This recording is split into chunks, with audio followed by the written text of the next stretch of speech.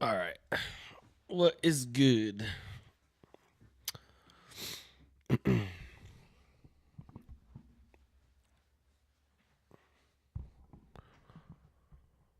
Dang it, I forgot my pillow.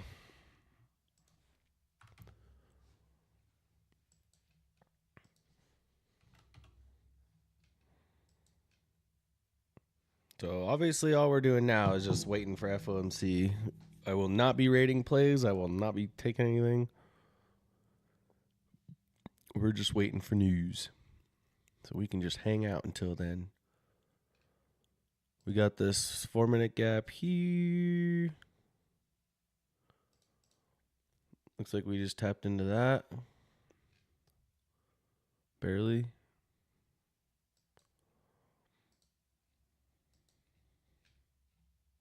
Got decent LRLR down here actually.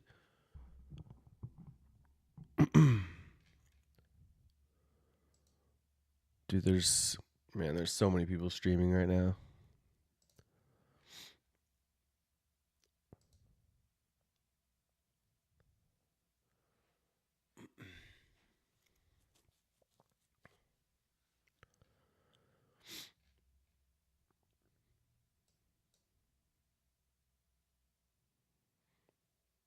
Man, it's freaking cold in here.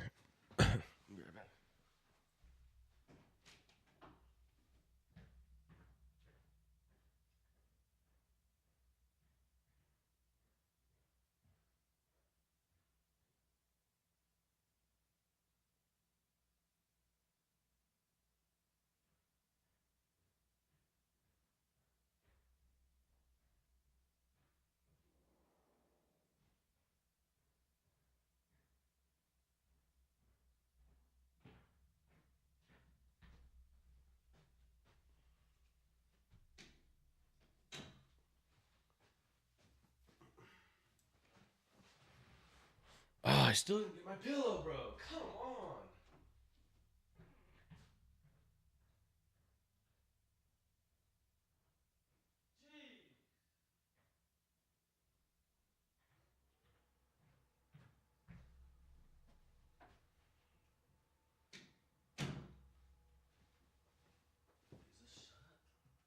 No wonder it's so cold in here.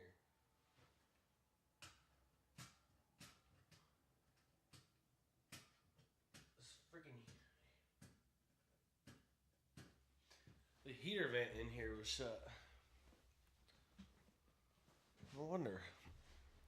Like, dude, why is it so cold?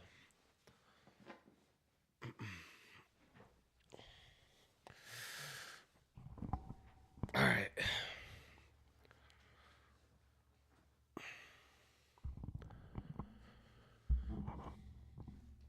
Just put in equal highs. That's interesting. We're way over here.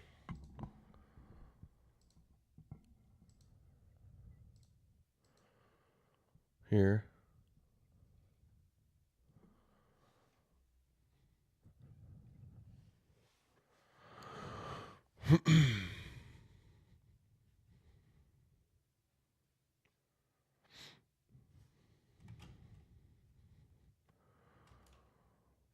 Oh, okay. So we also just tapped into this 1 hour gap.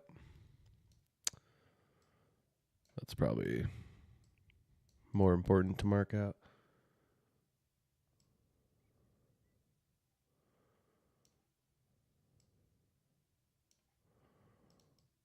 Oops.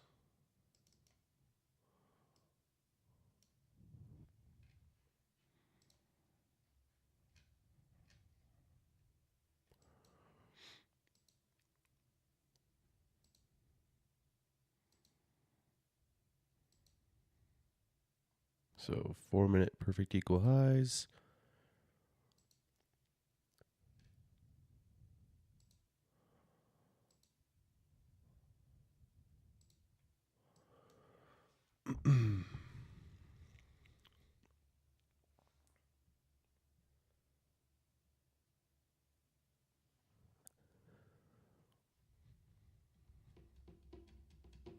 Man, I'm so like curious what is gonna happen right now for real.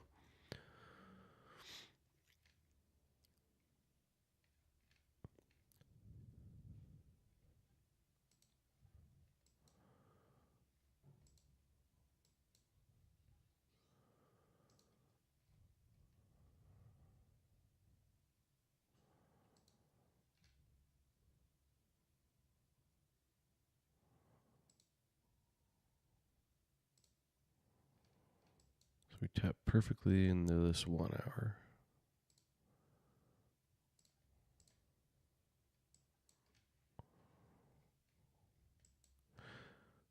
For a while there, I thought that this 4 hour was going to inverse right at 11, but maybe not. Or 2, sorry.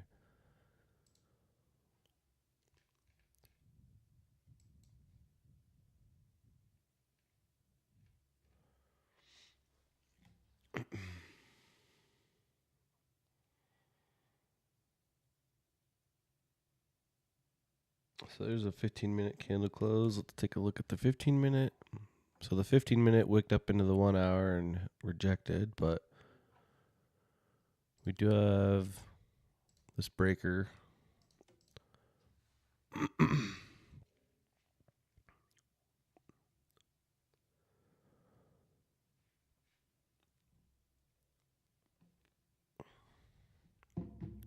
Well, this is a breaker.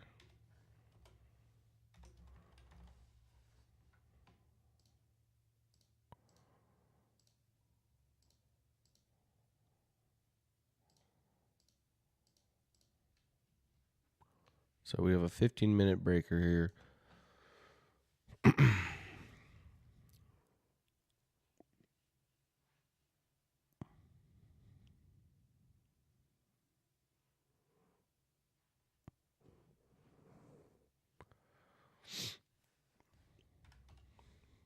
Okay. Candle move.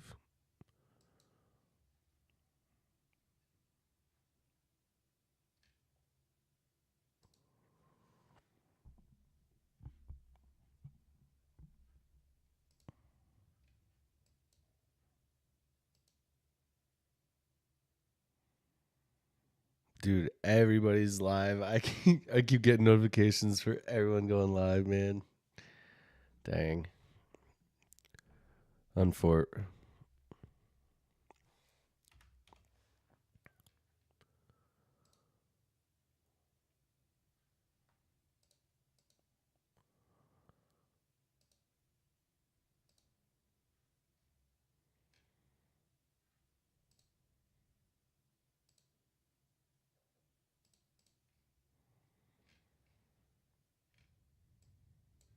Let's see what VIX is at. 16. I'm really curious to see. I think I'm going to have VIX pulled up right when the news starts too, because I want to see how much VIX shoots up. Look at it.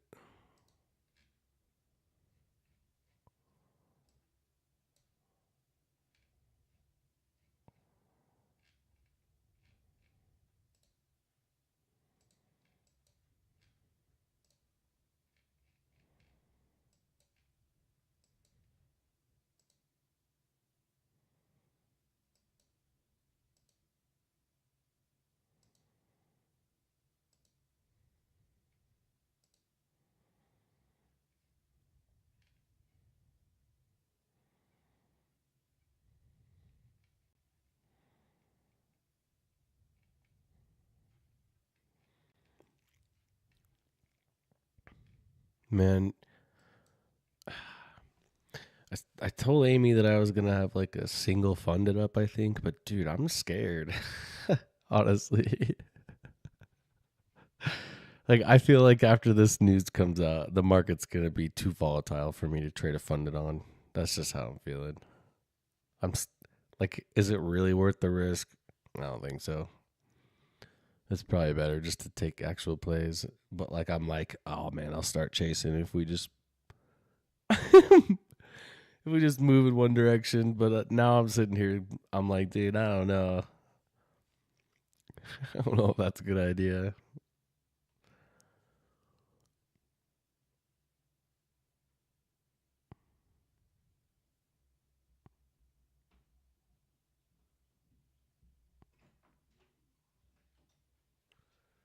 What do you think?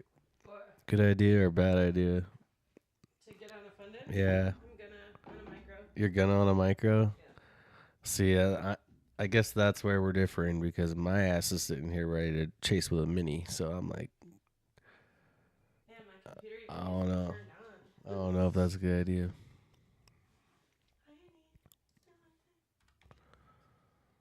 Listen, if you hop in, you let me know, and I'm just gonna do the same thing.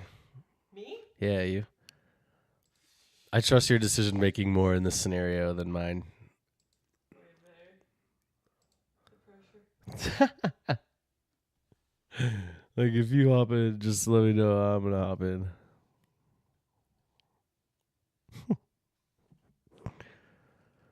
No, it's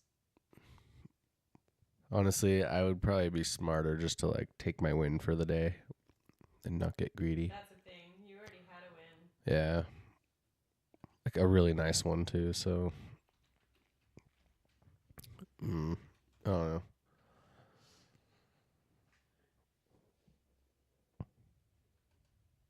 I guess I'll just decide in the moment. God, those are like the famous last words.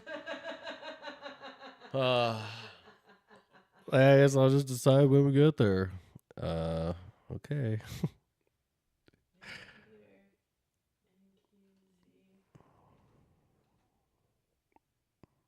You need a chart update?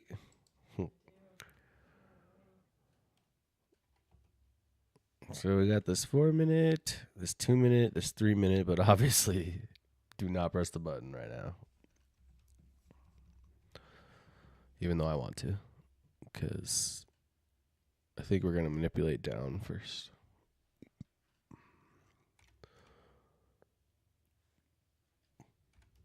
My brain's saying, take something before it's too scary.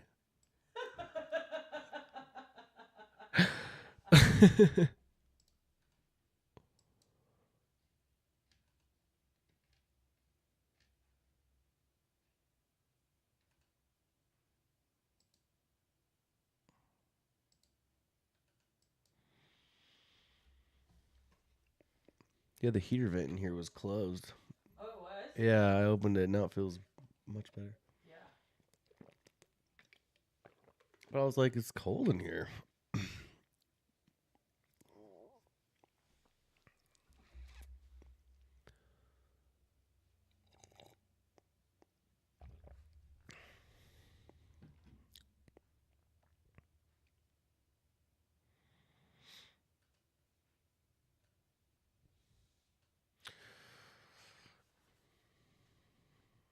Still hot here and will be until January probably. Dang. Where is she? In Florida? I don't know. Or Louisiana? Where are you at? Louisiana.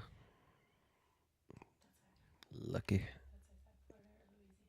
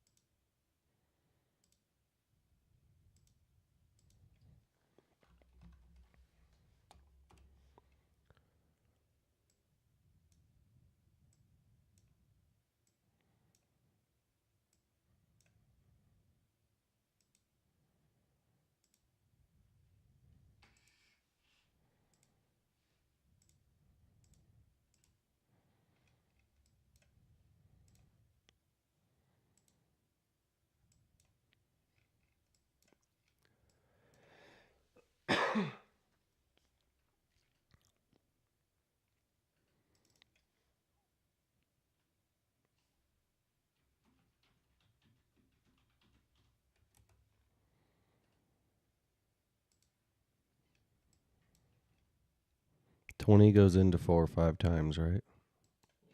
Yeah. Thanks.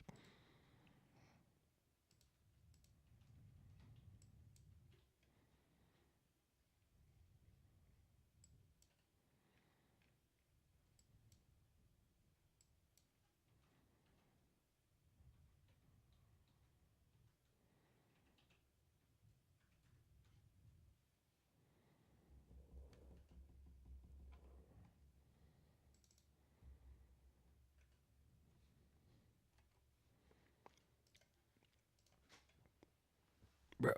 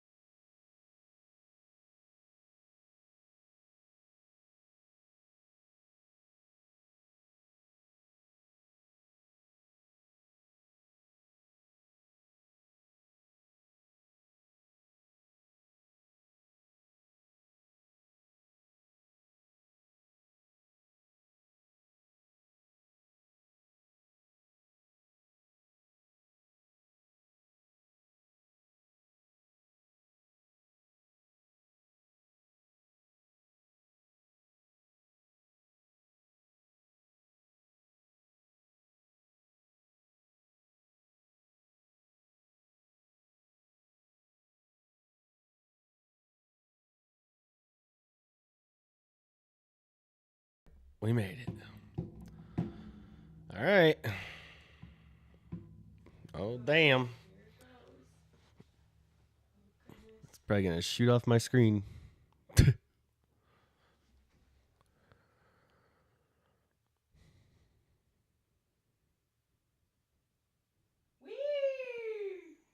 Oh, damn.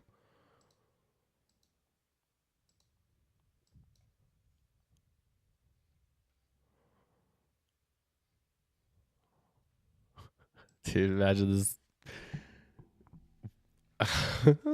I'm so, dude, what's gonna happen right now?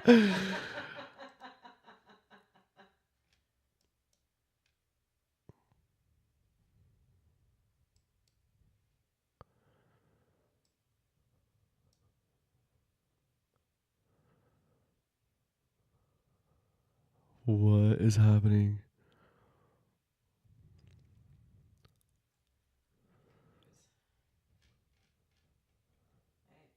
I'm not getting anything. I repeat, I am not getting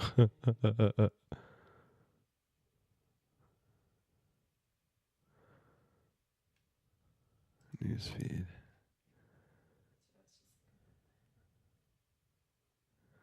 So we got this data high. Now we get a dump or what? Come on.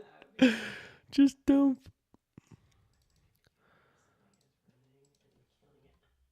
FOMC data high 9/17.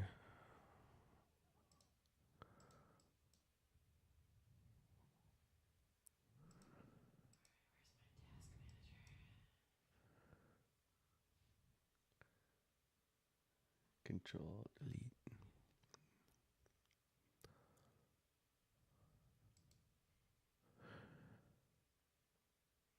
Breaking. Fed median projection shows 50 BPS more rate cuts in 2025.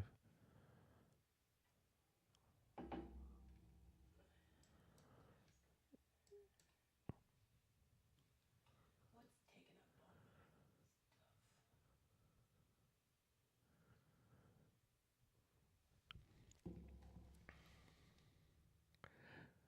taking up all my Dude, data candle is a freaking devil's mark. Okay. That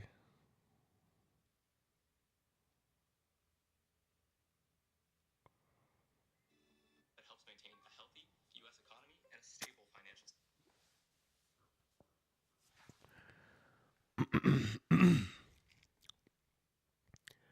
I feel like out of nowhere, this is just going to start getting.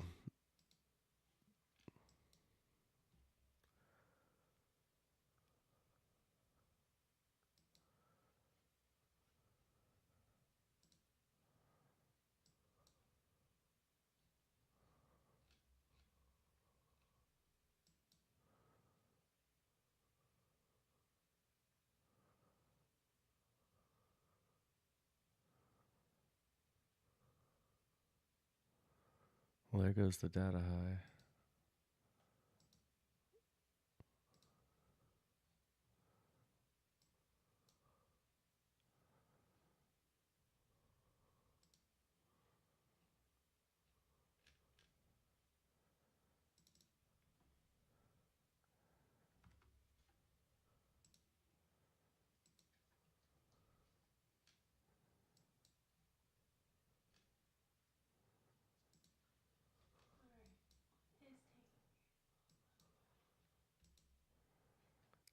Dude, what is this? Are you kidding me? You're not going to tell me you haven't waited 2 weeks for this. And this is what we're doing? Nah. Nah, come on. Get going. Pick it up. No.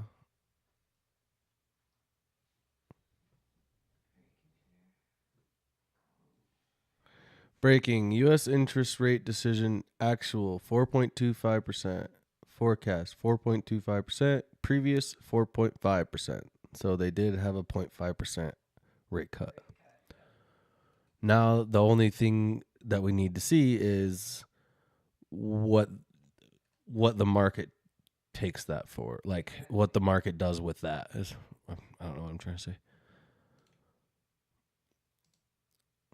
Like we just have to wait and see what the market's reaction is to that news now. It's kind of I'm not this is weird.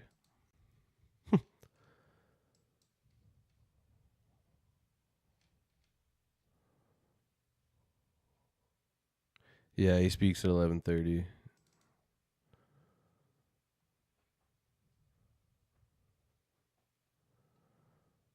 Oh wait, Fed median rate forecast next 3 years. Actual 3.12%. Forecast 3.125. Median rate forecast next year. Actual 3.37. Previous 3.625.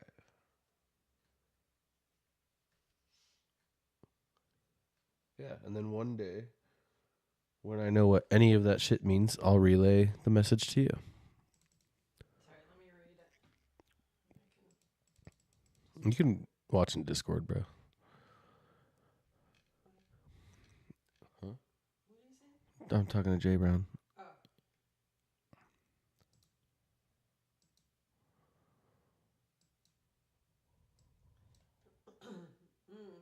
One of the feds dissents the half-point cut.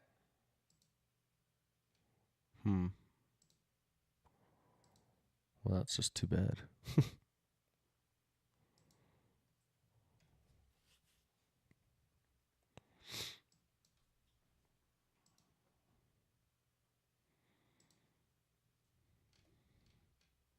So we have this 30-minute right here.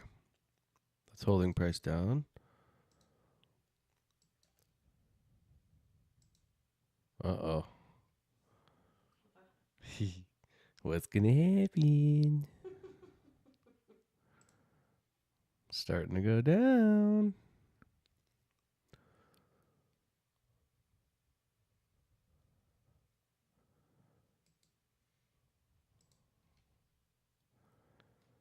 First 1 minute fair value gap that stays open, I'm entering that direction.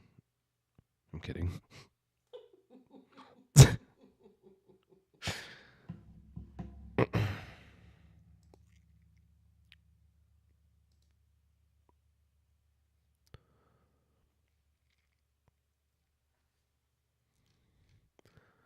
So VIX is actually dropping, which is interesting.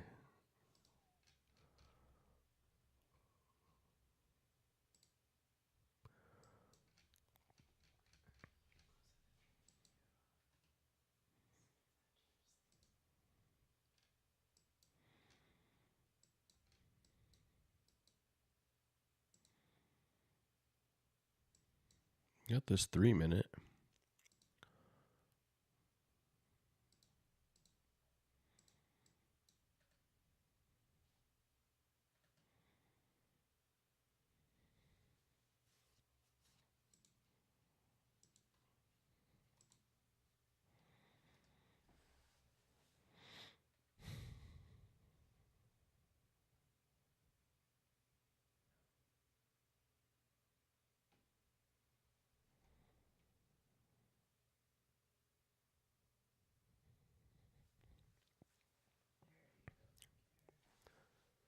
Breathing now? Yeah, jeez. Fan or what? So Struggling. there is this 3 minute right here. I'm not gonna take it. Oh wait. So we have a bearish SMT here. Whoa, computer. What are you doing?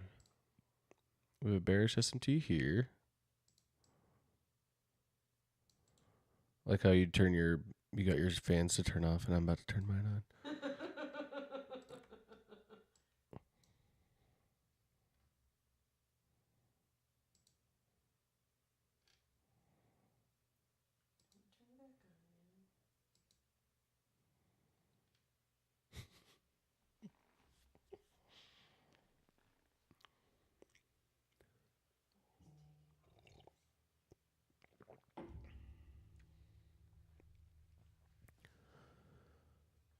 man. This 3 minute inverse might. Never mind. I'm not gonna get an entry.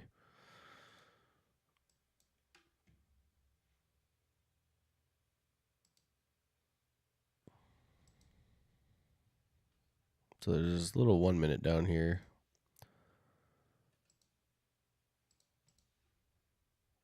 What's going on with my computer, man? Chill out. You're all laggy for. There's like something going on with like Windows or some shit. It's the volatility. Oh, my shit. Okay, my shit's hot. That's why.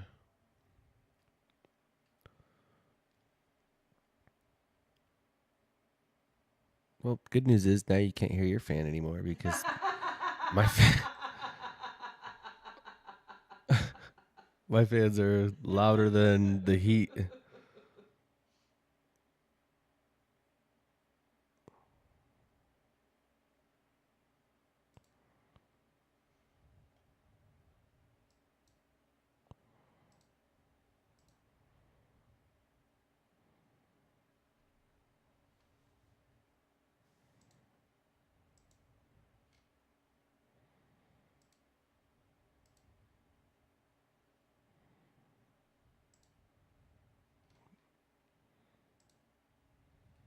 Got this little 15-minute down here too.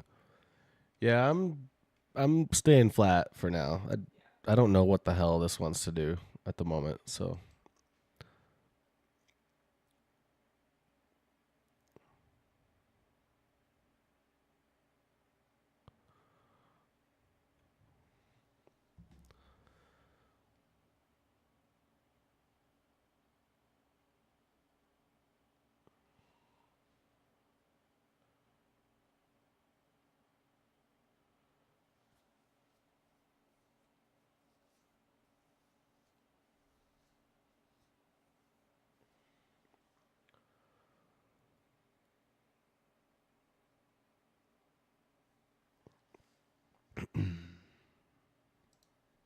so this 3-minute did inverse, but I'm not touching anything still.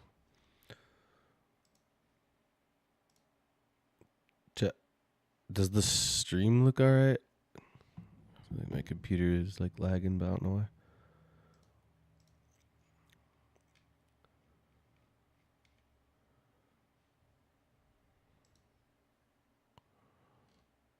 Wow. So we left this big giant 4-hour wick down here. Holy.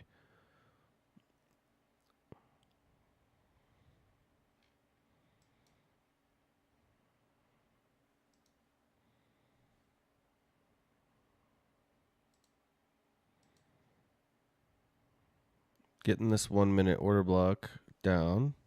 A couple of them.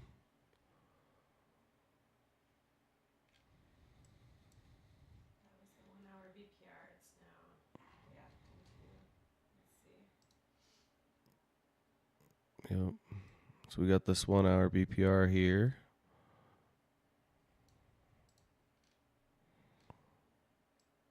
Damn. So this 1 hour held candle bodies perfectly. This wicked up. We have an SMT on the 1 hour at the top. This is going to dump.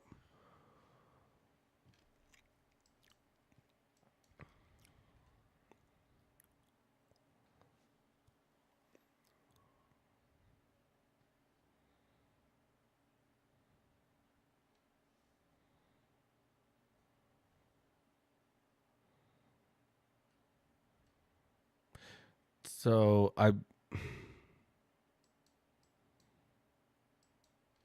don't know. I'm just going to watch.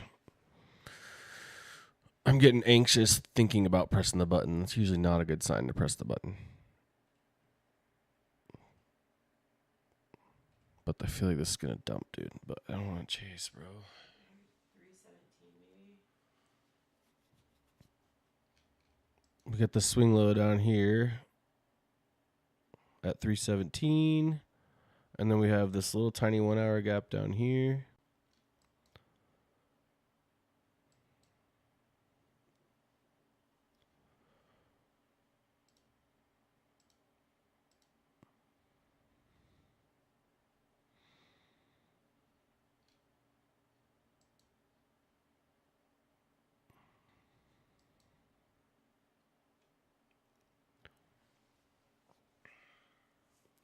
Dude, I got to take my hand off the mouse, bro. Oh, could we go?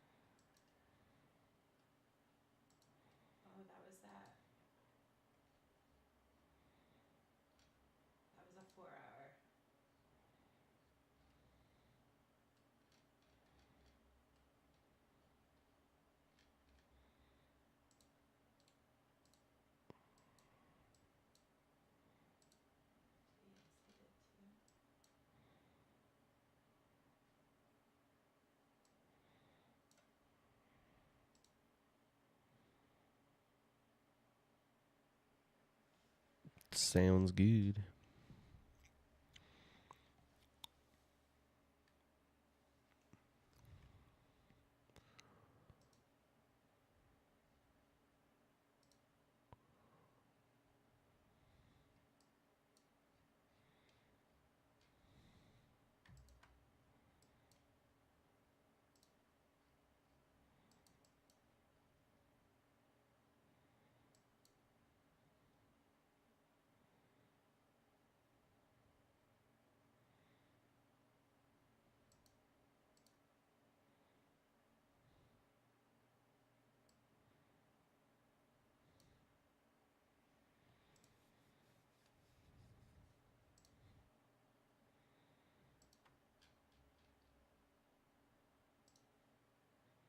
Oh, 1 hour BPR holding. Mm-hmm.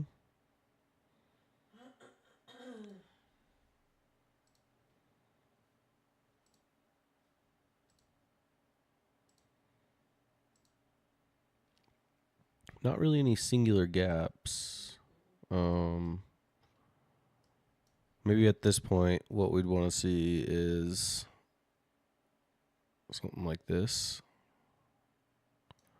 So we put in some targets to the left here, right? Manipulate down one more time. Take this low. Maybe get an SMT.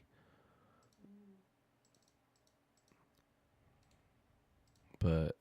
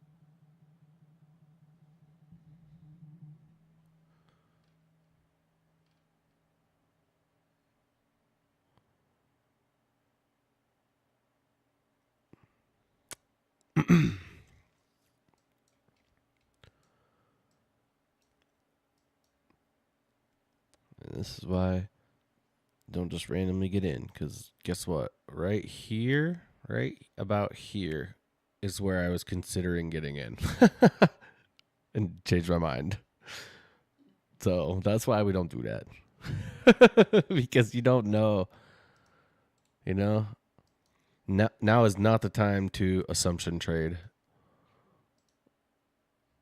especially not on copy trading fundeds.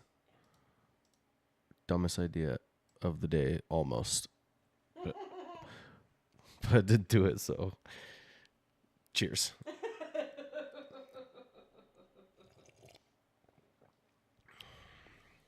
Dude, I gotta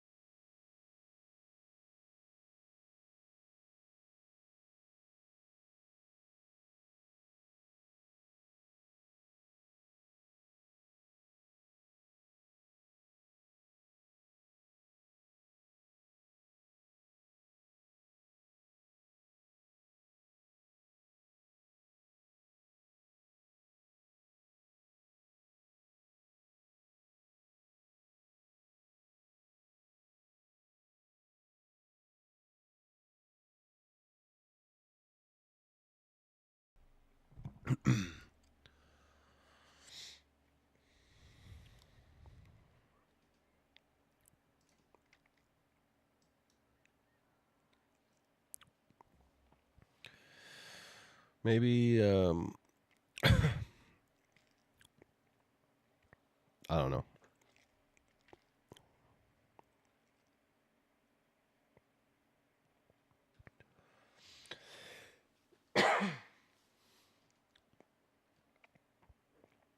I almost wonder if the market like still wants to know what he has to say. Yeah. You know?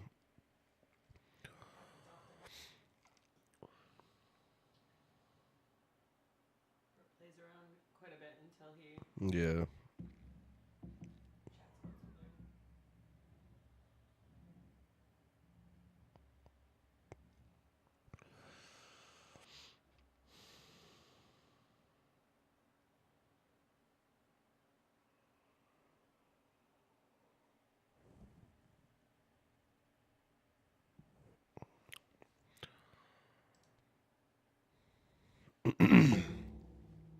What is this 5-minute inverse?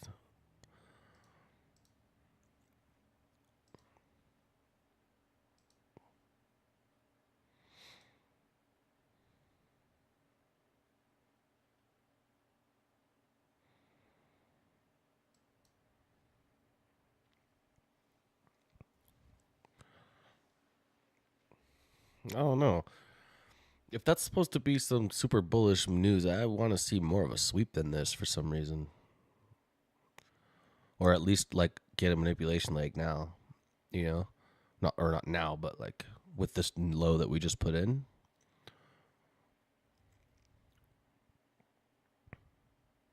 Oh no, I'm on the fence.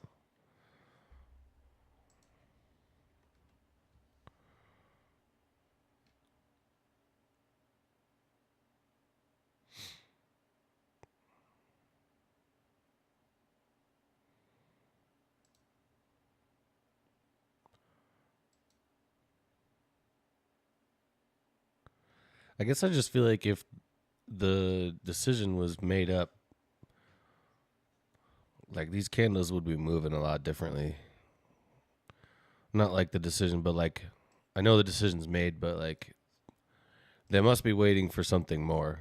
You know what I'm saying? Because like this is not.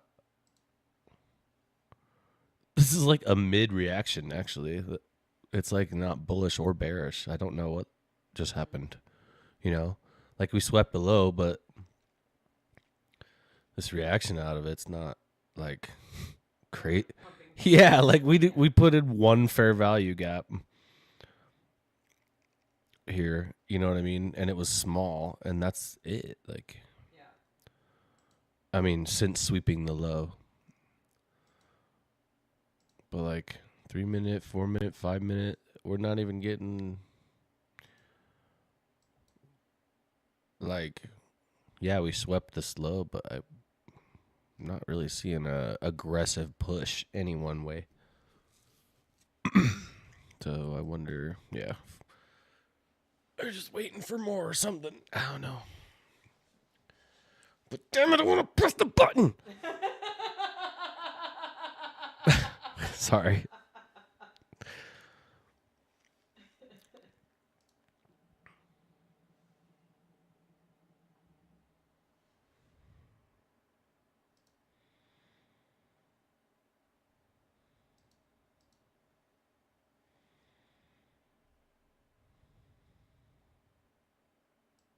So we're kind of just slamming into this order block right here.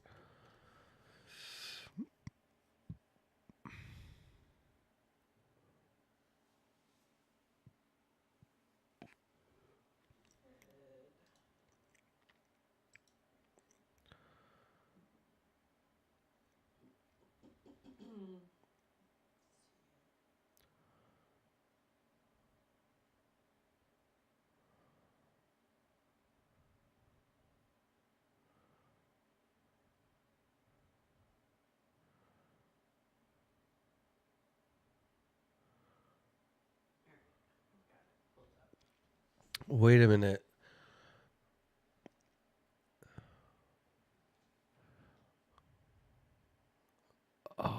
Is it because it doesn't? Is it because it doesn't go into effect yet? Is that why we're not getting that big of a reaction? Because like this is saying, U.S. interest. Okay, there's a candle. U.S. interest rate futures price in 94% chance of Fed cut in October. So is that a different one or this one? No, so they set the interest rate for the coming month. Okay, yeah. So I wonder if that's why this I is. guess they could be That's waiting. like maybe that's why this is kind of mid. I don't know. Maybe they're just waiting for the tie color, bro. We just got to see that tie color. That's why.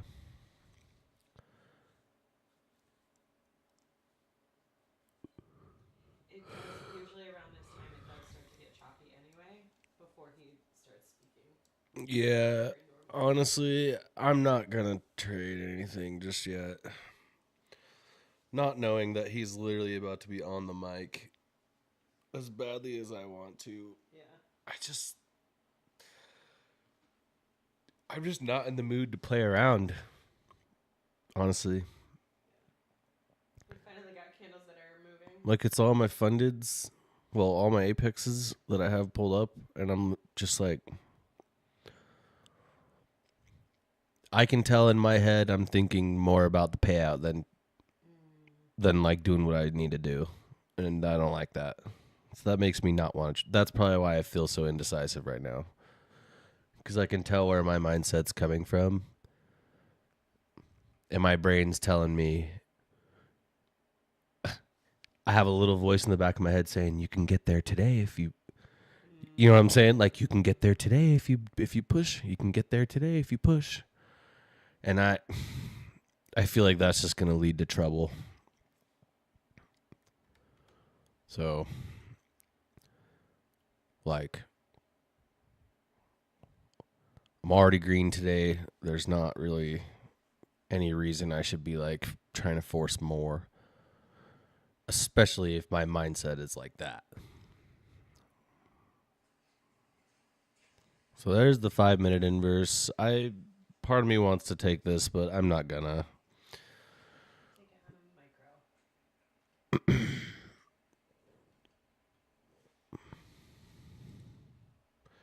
September dot indicates that the median of the Federal Reserve's 19 officials expects 2 more 25 basis point rate cuts by the end of the year. After an initial cut was made. Oh, I see. So there is going to be more probably. So they just showed part of the rate cut, Yeah. or they only did part of it today, basically. Okay, well then I wonder, if maybe we start going after sell side for the next few weeks, so that we can have liquidity to pump when the rates kick in, maybe. Because no one, like, yeah, I mean, now thinking about it logically, right? Now, yes, the news is in, but if the cuts aren't in, that doesn't mean that the money's ready to be spent. Like, they're waiting for the money, or waiting for the. I can pull it up on here if you want. Yeah, he's on right now. Here, I'll pull it up. Purple tie. Purple tie, bullish as.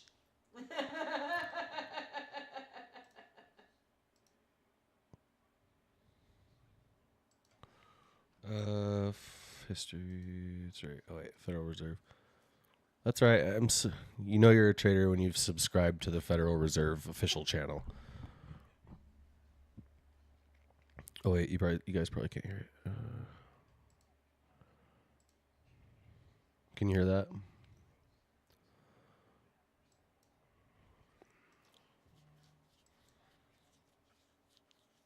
Okay.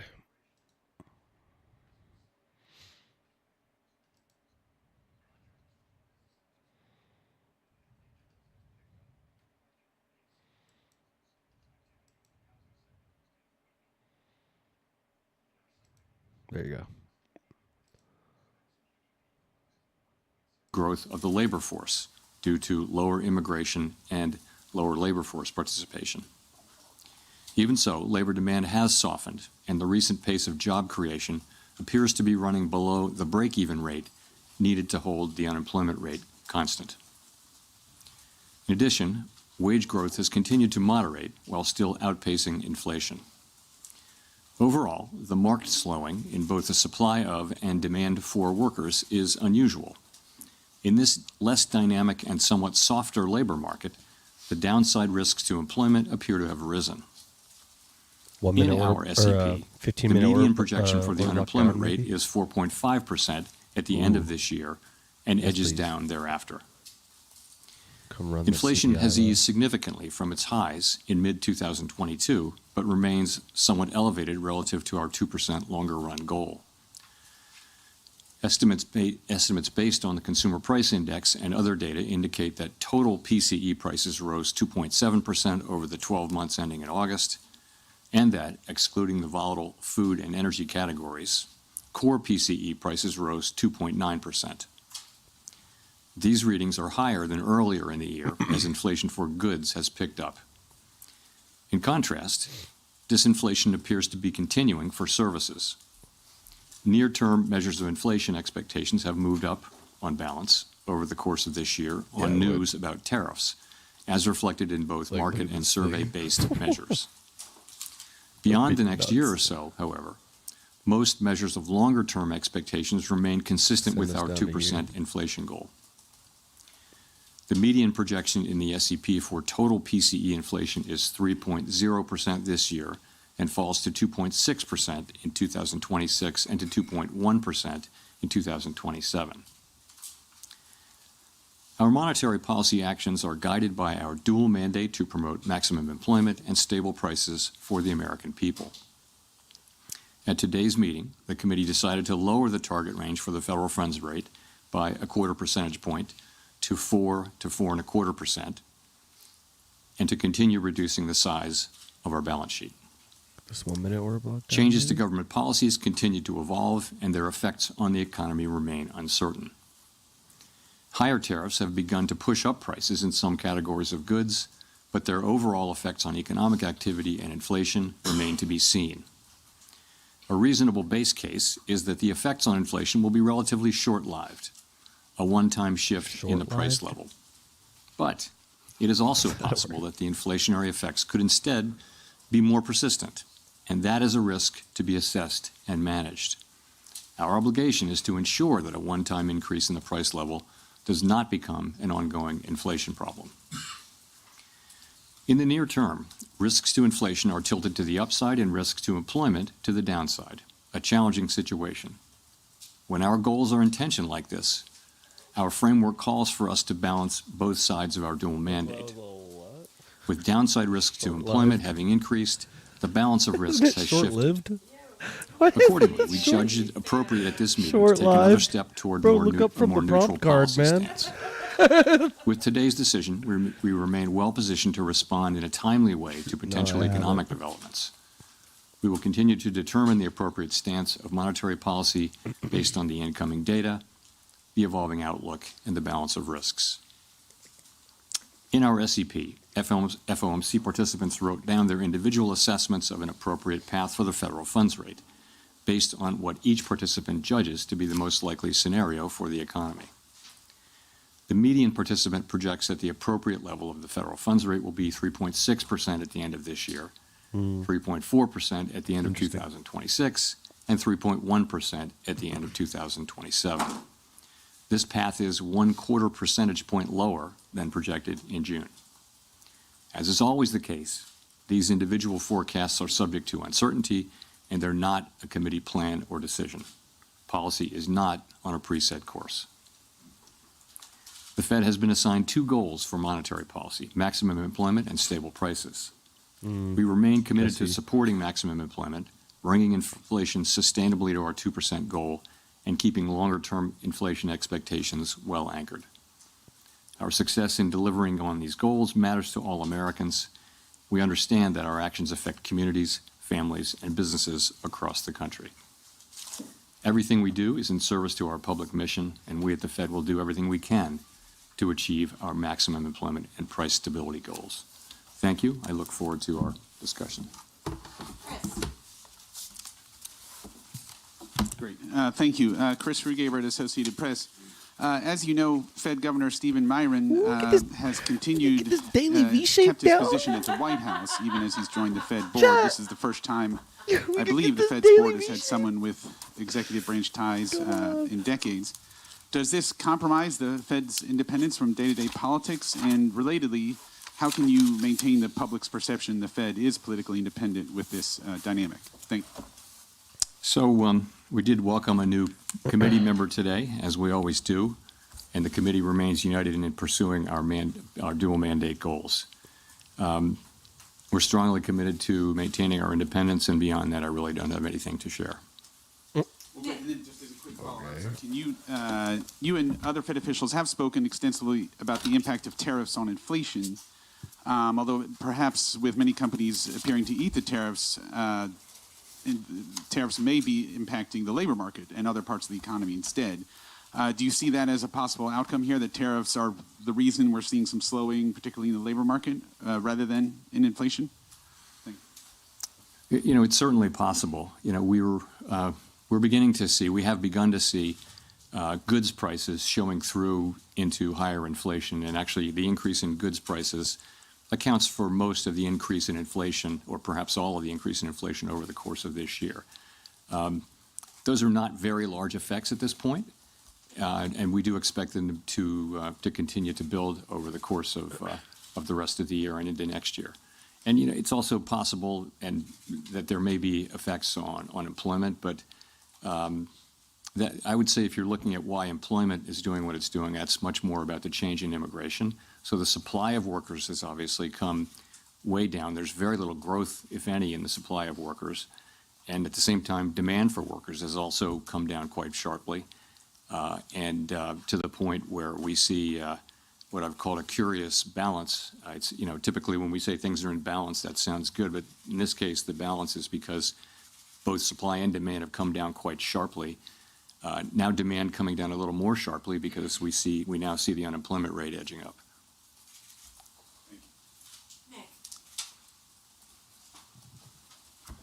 Nick Timmeros of the Wall Street Journal. Chair Powell, do economic conditions and the balance of risks no longer warrant a restrictive policy setting? So I don't think we can say that. What we can say is this, that over the course of this year, we've kept our policy at a restrictive level, and people have different views, but a clearly restrictive level, I would say. So, and we were able to do that over the course of this year because the labor market was in very solid condition with strong job creation and all those things. I think if you go back to April and now look at the revised job creation numbers for May, June, July, and August, I can no longer say that. So what that means is that the risks were clearly tilted toward inflation. I would say they're moving toward equality. Maybe they're not quite out of equality. We don't need to know that. But we do know that they've moved meaningfully toward greater equality, the risks between the two goals, and that suggests that we should be moving in the direction of neutral, and that's what we did today. Under what circumstances would a larger than 25 basis points rate cut be warranted, and how seriously was that option entertained at your meeting this week? There wasn't widespread support at all for a 50 basis point cut today. You know, I think we've done very large rate hikes and very large rate cuts in the last 5 years, and you tend to do those at a time when you feel that policy is out of place and needs to move quickly to a new place. That's not at all what I feel certainly now. I feel like our policy has been doing the right thing so far this year. I think we were right to wait and see how tariffs and inflation and the labor market evolved. I think we're now reacting to the much lower level of job creation and other evidence of softening in the labor market and saying, well, those risks are maybe not fully balanced, but moving in the direction of balance now. And so that warrants a change in policy. Colby Smith with the New York Times. Should we be viewing today's cut as the committee taking out some insurance against the possibility that the labor market is at risk of weakening? Or is it the committee's view that the dynamics of a downturn are already in place? I guess I'm just trying to square the shift in the rate forecast in the SEP towards more cuts than just 3 months ago with the fact that the forecast for unemployment didn't change? Yeah, I think you could think of this in a way as a risk management cut, because if you look at the SEP, actually, the projections for growth this year and next actually ticked up just a little bit, and inflation and unemployment didn't really move much. So what's different now? What's different now is that you see a very different picture of the risks to the labor market. You've seen, we were looking at 150,000 jobs a month at the time of the last meeting, and now we see the revisions and we see the new numbers. And I don't want to put too much emphasis on payroll job creation, but it's just one of the things that suggests that the labor market is really cooling off. And that tells you that it's time to take that into account in our policy. So just looking at the SEP, once again, the median participant has inflation higher than previously expected by the end of next year, and the Fed not getting back to the 2% target until 2028. So I guess I'm just wondering how you characterize the risk to price pressures of kicking off a series of cuts at this point. Yeah, so I would look at it this way. We fully understand and appreciate that we need to remain fully committed to restoring 2% inflation on a sustained basis, and we will do that. At the same time, we've got to weigh the risks to the two goals. And I would say since April, to me, the risks of higher and more persistent inflation have probably become a little less. And that's partly because the labor market has softened, GDP growth has slowed. So I would just say that the risks there have been less than one might think. And in terms of the labor market, what we're seeing is unemployment is still low. It's still a relatively low rate, but we're seeing downside risks.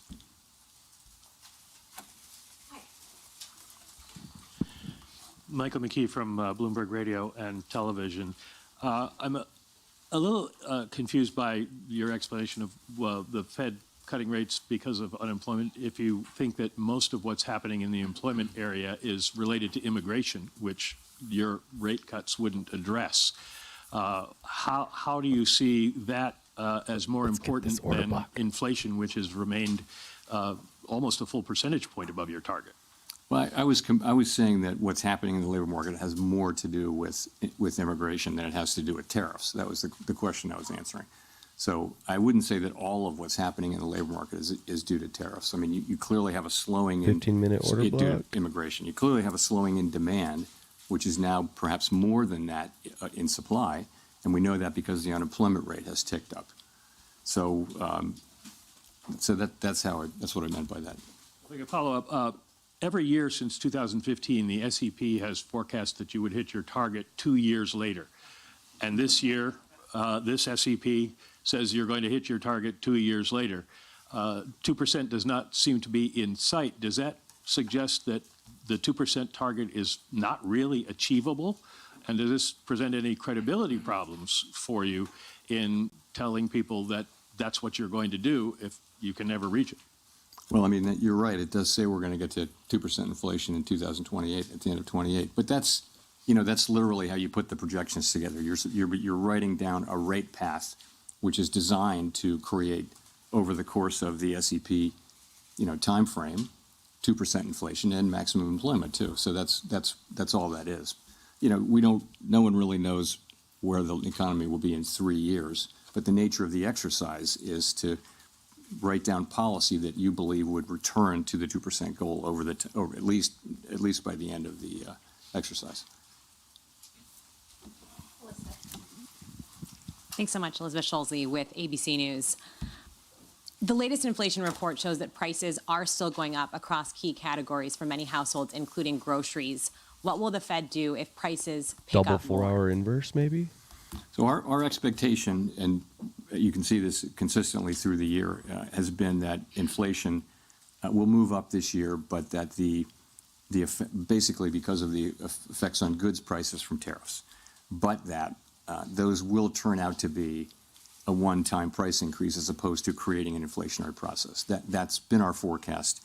Pretty much all the individual forecasts say that. We can't just assume that, though, right? We have to. Our job is literally to make sure that is what happens, and we will do that job. Right now, the situation we're in is that we see Inflation, we continue to expect it to move up, maybe not as high as we would have expected it to move up a few months ago. The pass-through of the tariffs into inflation has been slower and smaller. The labor market has softened. So the case for there being a persistent inflation outbreak is less. And so that's why we think it's time for us really to acknowledge that the risks to the other mandate have grown and that we should move in the direction of neutral. So what will we do? We'll do what we need to do, but we have two mandates and we try to balance things. And we see, as I mentioned, our policy had been really skewed toward inflation for a long time, really. Now we see that there's downside risk clearly in the labor market, and so we're moving in the direction of a more neutral policy. How concerned are Like you this about the could slowdown work in to the these jobs highs market here. for households at home, especially younger Americans struggling to land a job? But I'm not So taking it's anything, an dude. interesting labor market, and obviously we think it's appropriate that we reduce our rates so that we become more neutral, which presumably will be better for the labor market. You see people who are sort of more at the margins, so kids coming out of college and younger people, minorities are having a hard time finding Almost jobs. The macro overall time. job finding rate is very, very low. However, the layoff rate is also very low. So you've got a low firing, low hiring environment. And the concern is that if you start to see layoffs, the people who are laid off there won't be a lot of hiring going on. So that could very quickly flow into higher unemployment. In a healthier economy, healthier labor market, there would be jobs for those people. But now the hiring rate is very, very low. So that's been a growing concern over the last few months. And it's one of the reasons why we think it's appropriate that we begin to shift our policy focus toward a more balanced one.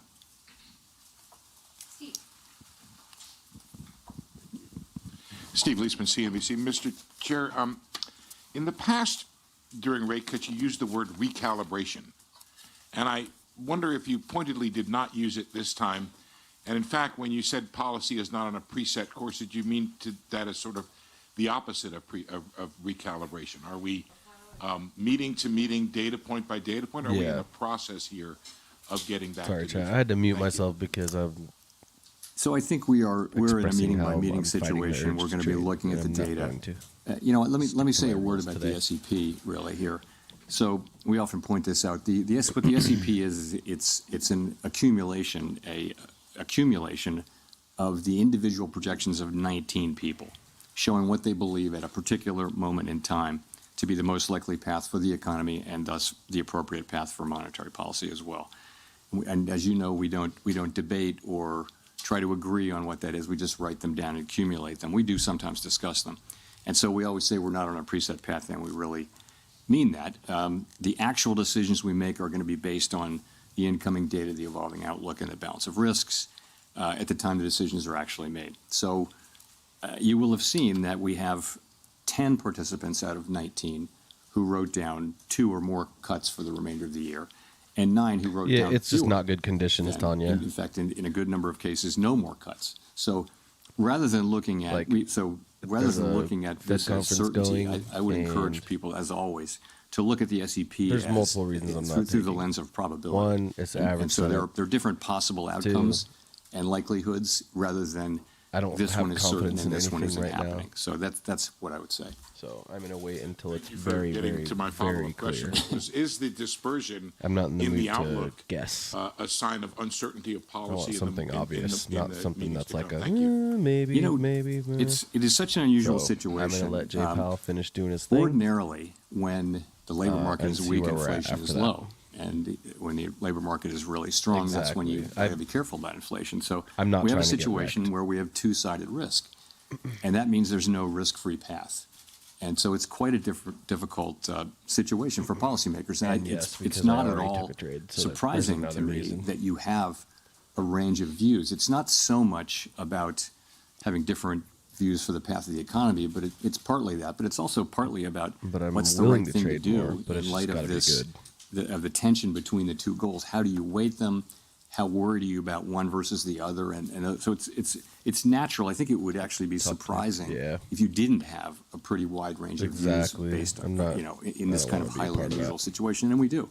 So, but we get together, we discuss, we have a great discussion, and then we decide what to do and we act. But you're right, that it's a wide dispersion of views, and I think that's understandable and natural in the current situation. W. Hi, Victoria Guida with Politico. You've talked a lot about Fed independence and the importance of it over the years, but as markets have questions about what exactly President Trump's intentions are with the Fed, what would you point to as the things they should be watching to determine that the Fed is still making decisions based on, the economic outlook rather than political considerations? Look, it's deeply in our culture to do our work based on the incoming data and never consider anything else. That's just, everybody who's at the Fed really feels strongly about that way. So, you'll know it by the way we talk about what we're doing, by the speeches that people give, by the decisions that we make. You'll know that we're just still going to do that. That's all we do. I mean, I want it to move. And we don't frame these questions at all or see them I think we in could, terms of honestly, I political think this can outcomes. go So here. when you get to another part of Washington, everything is seen through the lens of, does it help or hurt this political party, this politician? That's the framework. And I think people find it hard to believe that that is not at all the way we think about things at the Fed. We're taking a longer perspective. We're trying to, serve the American people as best we can. So I think you would be able to tell. I don't believe we'll ever get to that place. I would say we're doing our Down work 1% exactly on the as we day always have already. now. And people they're making down their there, we could arguments, go and another- we're having a great discussion around these challenging issues. So 1%. So See the court case that's, around that's Lisa reasonable. Cook as being related to questions of Fed Not independence? out of the realm of possibility. I see it as a court case that it would be inappropriate for me to comment on.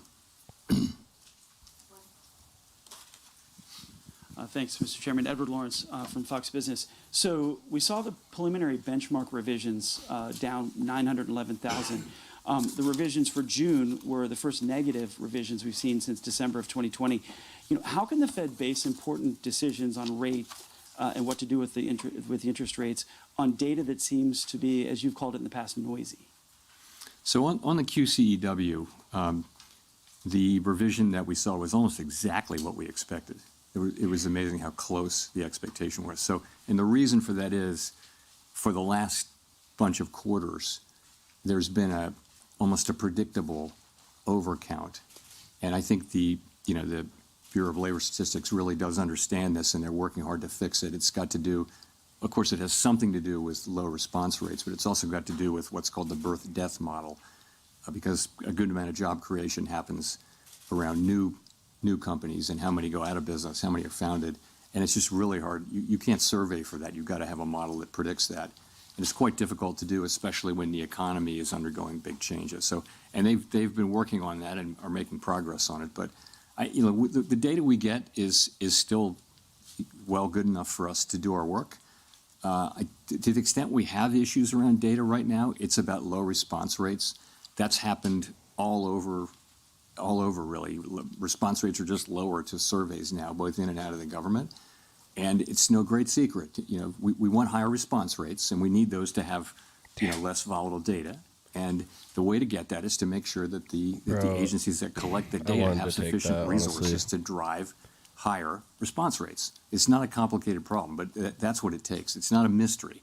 That's what it takes. The other thing I'll say, Edward, is in the case of the job creation, the response rate is quite low for the first month, or lower for the first month. By the time you get to the second or third month, you're still collecting responses for that last month, for that prior month. All right. And I'm not going to to get the FOMO, place where dude. the data I are freaking much do more this shit every reliable by day. the second, certainly the third Who month. cares? So it's not that we don't get the data, it's just that we get it a little later. But for the benchmarks, if that holds, it's 51% of the jobs that we thought were there weren't really there. It shows a weaker job market coming into this year. If you had that information, would it have changed your mind related to where the interest rates should be? Should there have been a cut earlier? We have to live life looking through the windshield rather than the rearview mirror, as you know. And all I can tell you is we see where we are now, and we take appropriate action, and we took that appropriate action today. Thanks. Howard Schneider with Reuters. So, as you mentioned a minute ago, some margins of the job market would suggest that the slide's already happening.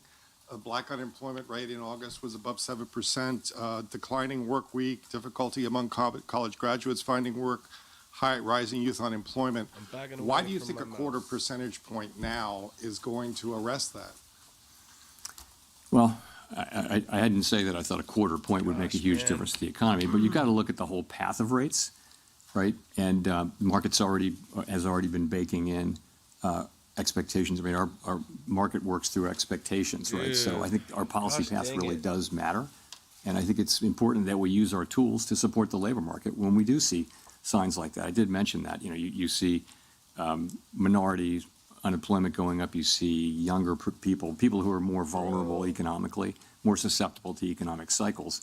That's one of the reasons, in addition to just overall lower payroll job creation, that shows you that at the margin, the labor market is weakening. I would also point to labor force participation. Some part of the significant decline in labor force participation over the last year has probably been cyclical in nature rather than just the usual aging process. So we put all those together, and we see that the labor market is softening, and we don't need it to soften anymore, don't want it to. So we use our tools, and it starts with a 25 basis point rate cut, but the market's also pricing in a rate path. I'm not blessing what the market's doing at all. I'm just saying it's not just one action. As a follow-up to that, the growth mix right now seems very concentrated in investment and on the consumer spending side in the higher income groups.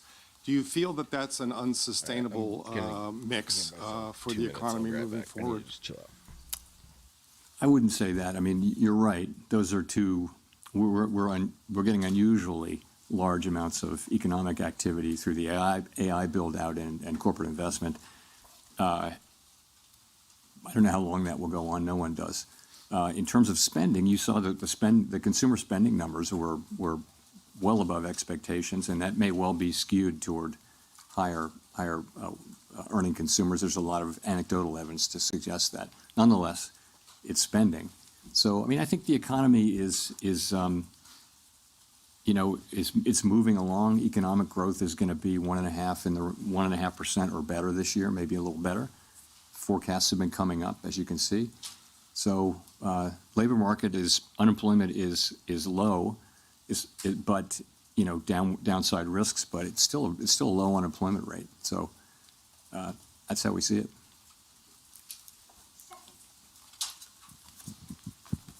Hi, Stephanie Rule, MSNBC.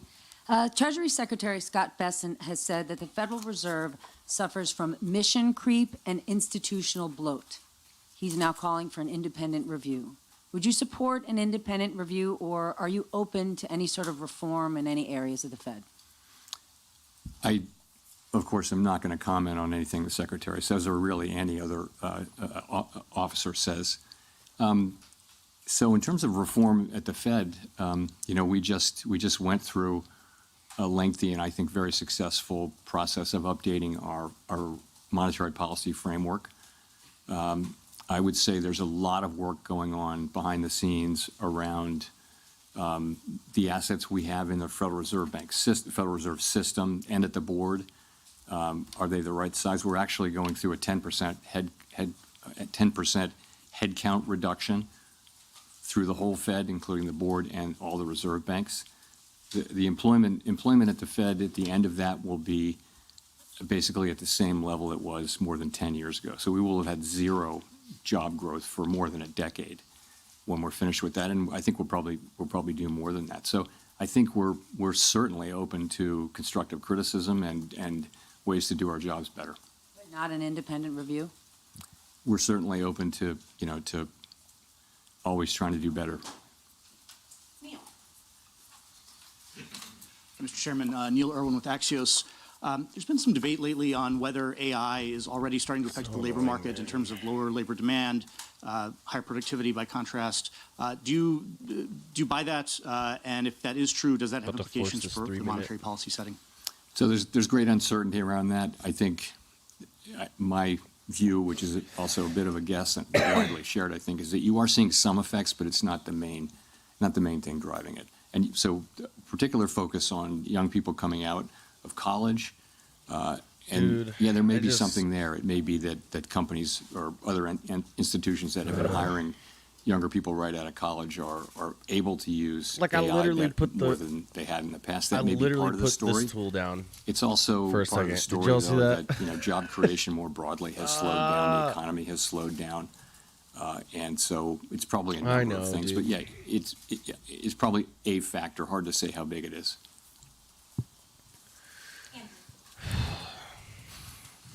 Freaking Thanks, hard, Mr. dude. Chairman. What evidence do you see of tariffs showing up in inflation? Well, if you can take Dude, goods, just sort of a broad goods category. Just need to let it go, but last gosh year, dang it. goods inflation was negative. If you go back 25 years, that was the typical thing, was that goods inflation was, goods prices generally went down, even adjusting for quality.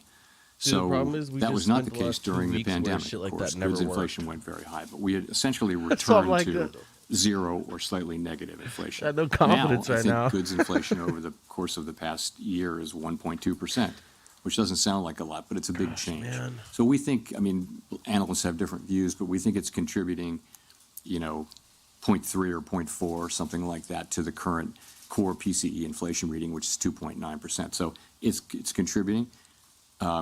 What seems to be happening is that, the tariffs are mostly not being paid by exporters, mostly being paid by really the companies that sit between the exporter and the consumer.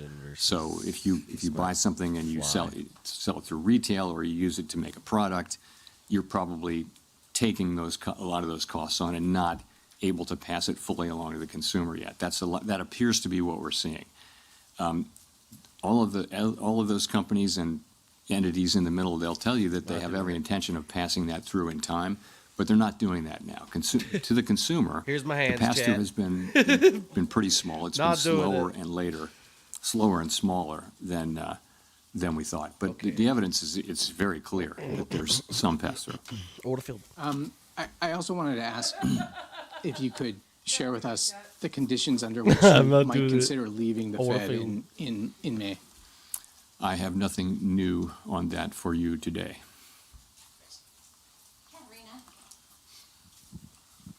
Hi, Katerina Saraiva with Bloomberg News. I just wanted to follow up on one of your answers just a couple minutes ago. We've often heard you talk about how you and your colleagues, do not think about politics. This does not enter the room.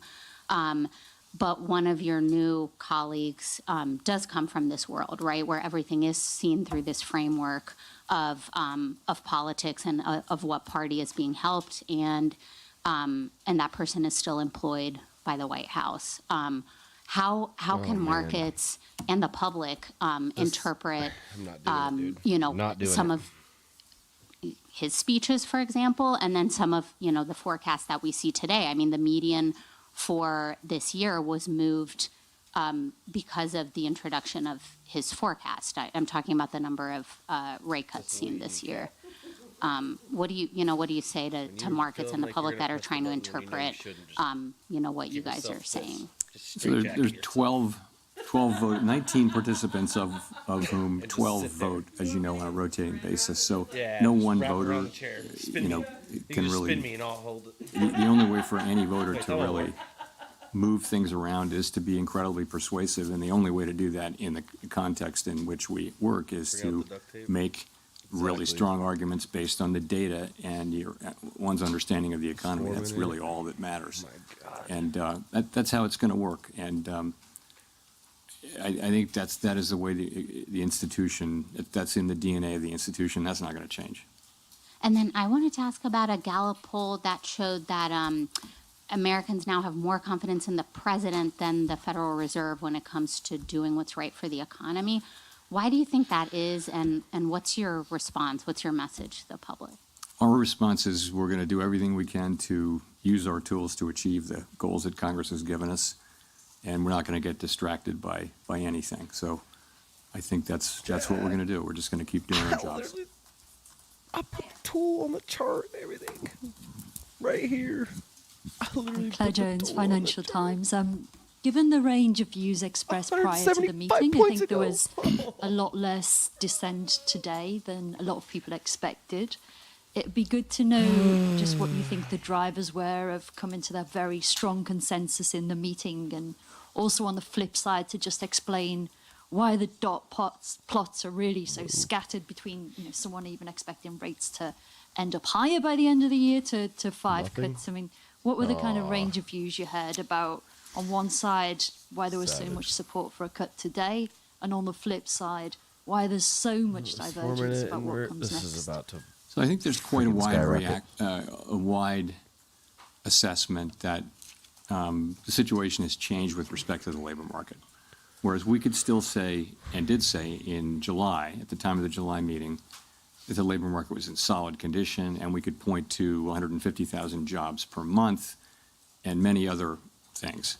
Just tap into this I think that again. the new data that we've had, and it's not just payrolls, it's other things as well, suggests that there really is meaningful downside risk. I said there was downside risk then, but I think that downside risk is now a reality, and there's clearly more downside risk. So I think that's broadly accepted. And so that meant different things for different people. Some wrote down, almost everyone wrote down, supported this cut, and some supported more cuts and some didn't, as you will see from the dot plot. So that's just the way it is. I mean, people have, you have people who take this work very seriously, think about it all the time, do their work, discuss it with our colleagues. We endlessly discuss this between ourselves, and then we have a meeting where we put it all out on the table, and this is what you get. And you're right, there's a range of views in the dots, and I think that's, like I said, very unsurprising given the quite unusual, historically unusual nature of the challenges that we face. But let's remember, though, the unemployment rate's 4.3%. The economy's growing at 1.5%. So it's not a bad economy or anything like that. We've seen much more challenging economic times. But from a policy standpoint, the standpoint of what we're trying to accomplish, it's challenging to know what to do. There are, as I mentioned earlier, there are no risk-free paths now. It's not incredibly obvious what to do. So we have to keep our eye on inflation. At the same time, we cannot ignore and must keep our eye on maximum employment, which is those are our two equal goals. And you will see that there are a range of views on what to do. Nonetheless, we came together today at the meeting and acted with a high degree of unity.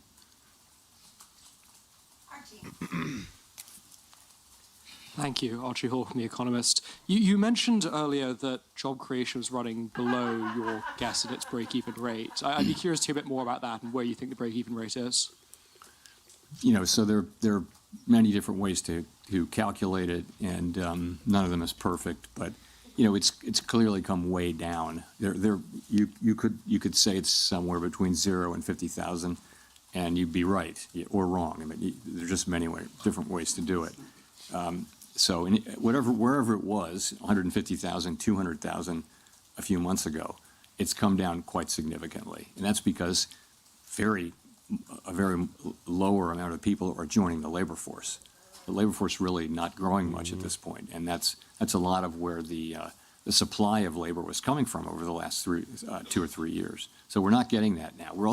We've got much lower demand. It's interesting that supply and demand have really come down together so far, except now we do have unemployment ticking up just one tick outside of the range where it's been for a year. 4.3% is still a low level, but I think this level of this speedy decline in both supply and demand has certainly gotten everyone's attention. Follow up, if I may. You mentioned the downside risk to employment a fair amount, but it's striking that measures of kind of activity and output for the third quarter, those that we have, seem pretty strong. The Atlanta Fed's GDP now is very strong. You mentioned strong PCE numbers as well. How do you square those things? Is there a chance actually could be upside risk to the labour market if those activity measures are right? Well, that would be great. We'd love that to happen. So I don't know that you see a big tension there, but it's gratifying to see that economic activity is holding in, and it's a good bit from consumption. It looks like consumption was stronger than expected, what we got earlier this week, I guess. And also we're getting, a fairly narrow sector is producing a lot of economic activity, which is the AI build out and business investment. So we watch all of it, and I would say we did move up. The median for growth for this year actually moved up in the SEP between the June and September SEPs. So, and really the inflation and labor market didn't change much. It's really the risks that we're seeing to the labor market that were the focus of today's decision. Nicole. Hi, Nicole Goodkind with Barron's. Thank you for taking my question. Given the cumulative impact of high interest rates on the housing sector, I'm wondering how concerned you are that current rate levels are exacerbating housing affordability issues and potentially hindering household formation and wealth accumulation for a segment of the population? Housing is an interest-sensitive activity, so it's at the very center of monetary policy. When the pandemic hit and we cut rates to zero, the housing companies were incredibly grateful, and it was really, they said that was the only thing that kept them going, was that we cut so aggressively and provided credit and things like that, and they were able to finance because we did that. Finance. The other side of that is when inflation gets high and we raise rates, and you're right, it does burden the housing industry, and so rates have come down a bit, and as that happens, we don't set mortgage rates, but our policy rate changes do tend to affect mortgage rates, and that has been happening, and that'll of course raise demand. Lower borrowing rates for builders will help, builders will help supply. And so some of that should happen. I think most analysts think that it would have to be pretty big changes for it to matter a lot for the big changes in rates for to matter a lot for the housing sector. And the other thing is by achieving maximum employment and price stability, that's a strong economy. That's a good economy for housing. And then the last thing I'll say is, there's a deeper problem here. There's not a cyclical problem that the Fed can address, and that just is a pretty much nationwide housing shortage. Or a lot of places in the country just don't have enough housing for people, and all of the areas around metropolitan areas like Washington, for example, are very built up, and so you're having to build farther and farther out, and so that's where it is. And just a quick follow-up, during the last SEP, or the press conference following the last SEP, you seemed to indicate that policymakers lacked conviction about their projections, and I'm wondering if you still feel that way. Forecasting is very difficult even in placid times. And as I've mentioned before, forecasters are a humble lot with much to be humble about. So I think right now is a particularly challenging time, even more uncertain than usual. And so I don't know any forecaster anywhere, really. Ask any of the forecasters whether they have great confidence in their forecast right now. I think they'll honestly say no. Oh, what am I looking at? Thank you, Chair Powell. Jennifer Schonberger with Yahoo Finance. If you're cutting rates, why continue to reduce the size of your balance sheet, then pause the unwinding? Well, I think we're cutting the size of our balance sheet quite marginally now. As you know, with the balance sheet, we're still in an abundant reserves condition, and we've said that we would stop somewhat above an ample reserves level. That's where we are, and we're getting closer to that. We're monitoring it very carefully. We don't think that has at all significant macroeconomic effects. These are pretty small numbers moving around inside a giant economy. The level of runoff is not very large, so I wouldn't attribute macroeconomic consequences to that at this point. And at his recent confirmation hearing, Stephen Myron brought up that the Fed actually has 3 mandates from Congress, not just jobs and stable prices, but also moderate long-term interest rates. So what does Congress mean by moderate long-term interest rates? How should we understand that when we see the 10-year Treasury moving? And how do you think about this part of the mandate when policy choices like rate cuts or balance sheet reductions affect the long end of the yield curve? So we always think of it as the dual mandate, maximum employment and price stability, for a long time, because we think moderate long-term interest rates are something that will result from stable inflation, low and stable inflation, and maximum employment. So we haven't thought about that for a very long time as a third mandate that requires independent action. So that's where that is. And there's no thought of, as far as I'm concerned, there's no thought of considering that, considering that we somehow incorporate that in as something in a different way.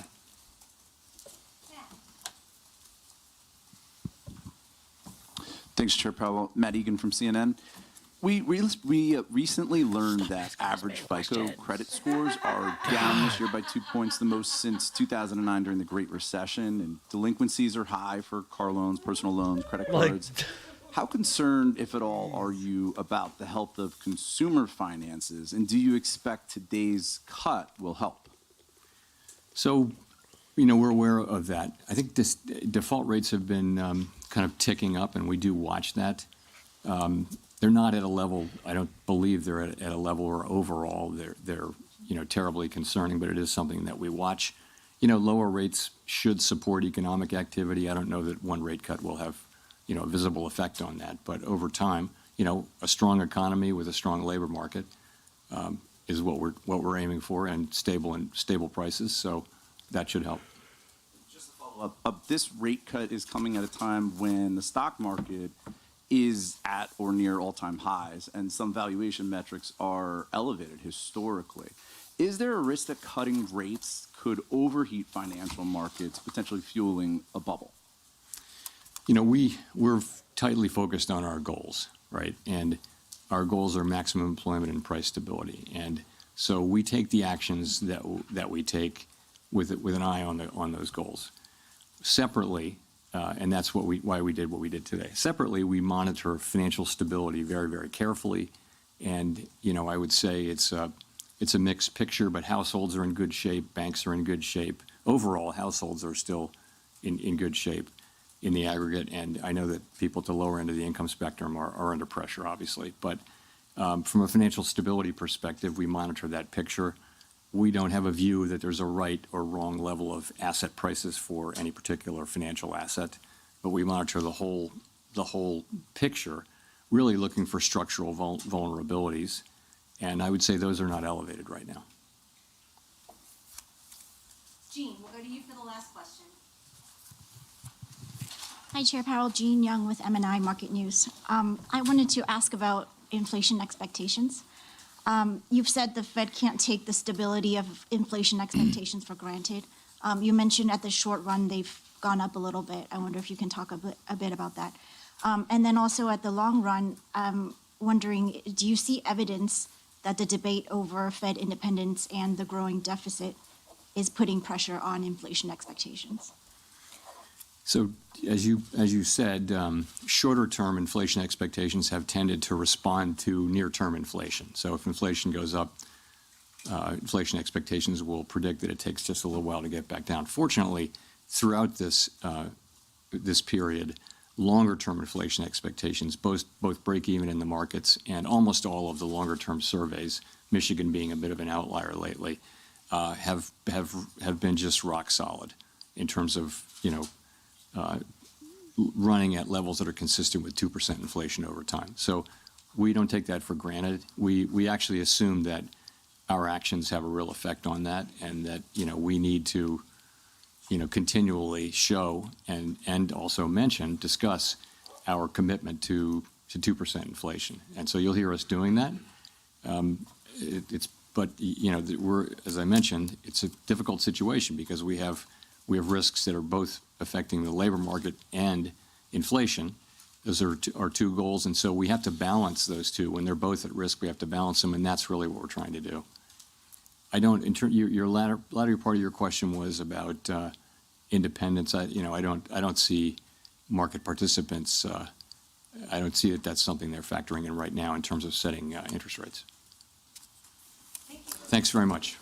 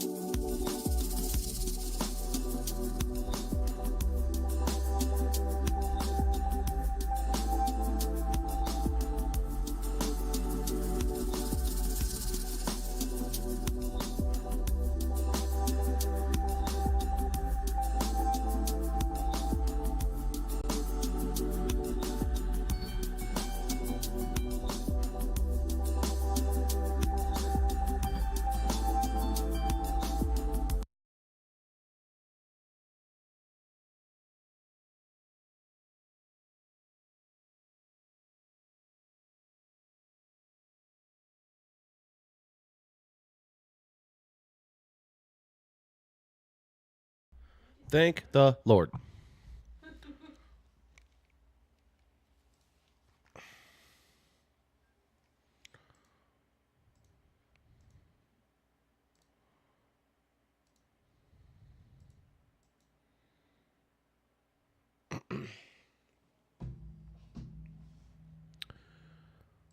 Well,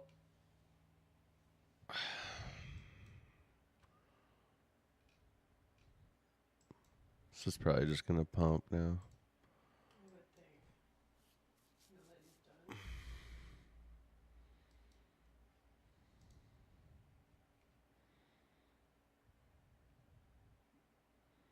I feel like we're going to get a candle that just rips over all of this right now. Yeah, I was thinking that same thing. Here it comes.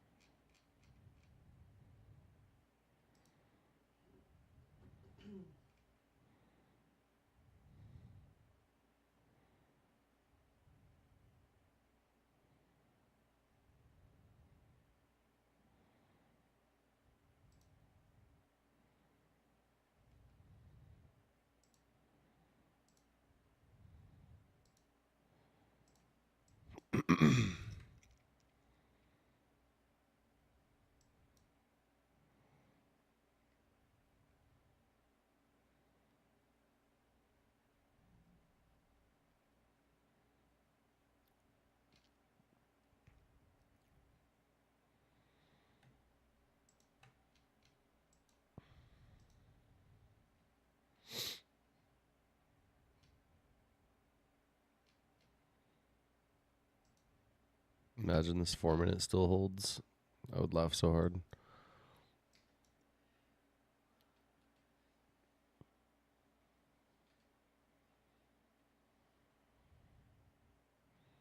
Midnight. It's at the same level as midnight open.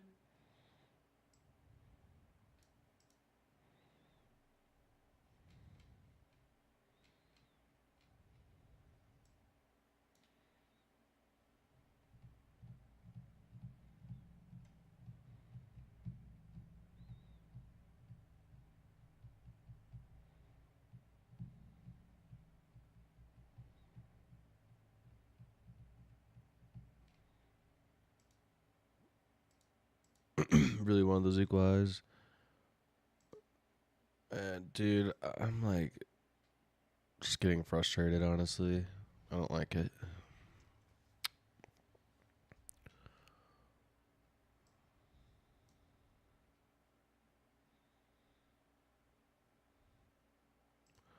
Got this other little 4 minute right here that has also held the price down quite a bit. So we wicked into that and we're rejecting a little bit. By a little bit, I mean 17 points. So kind of a tough rejection there. Just put in equal highs. You know what that means.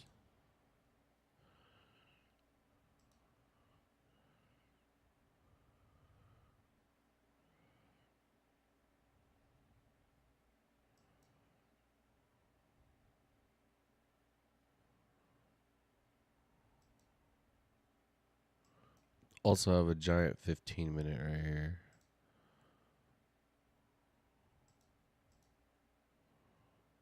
But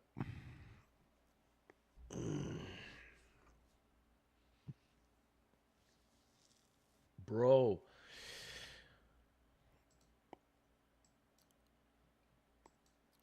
how far has this gone now? Let's see. Just 250 points. That's cool.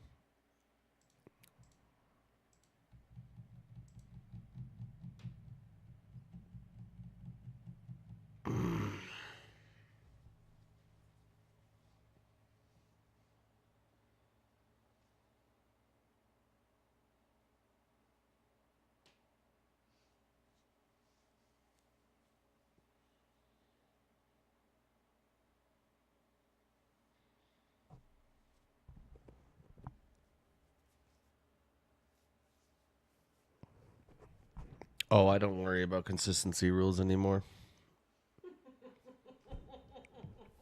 Genuinely, I don't even care. Or if I think about them, it messes with my head.